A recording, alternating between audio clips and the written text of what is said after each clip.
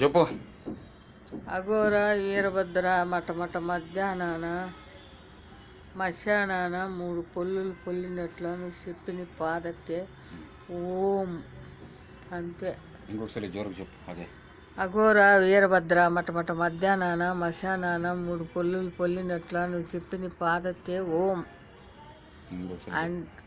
అఘోర వీరభద్ర మటమట మధ్యాహ్నాన మశానాన 3 పొల్లులు పొల్లినట్ల నువ్వు చెప్పిన పాదతే ఓం అంటేనే 2 కిలోమీటర్లు. నీ మంత్రం చెప్పమ్మా.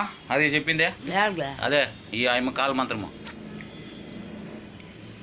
కాల మంత్రం ఇప్పుడు వేసి కాలుకి వేస్తావు కదా మంత్రము. ఇప్పుడేమో చెప్పుకుంటావు కదా మనసులో. చెప్పు చెప్పు. చెప్పు ఆయమ్మ నిన్నే తెలుసుకొని చెప్పు. ఏనా కబ్బినప్పుడు కాదు కబ్బిన లేకుండా కూడా నోట్లో చెప్పు. అట్లే ఇప్పుడు ఆ మంత్రం ఏం చెప్పుకుంటావు. తీడుతావా ఇంకా ఒకసారి. అల్లే ఇది నోడు చిక్కు చాకు. అదే కొడు తీడు. చెప్పాలా జోరుకు చెప్పు ఆ మంత్రం నువ్వు చెప్పుకునేది. ఇప్పుడు కాళ్ళకి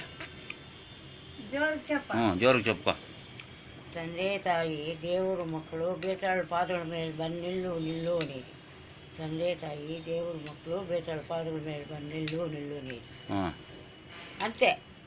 పుట్టుకోండి దానికి మంత్రము. అదే దానికే మంత్రము కాదు. పుట్టుకోండి ఇది కాలు నొప్పికే.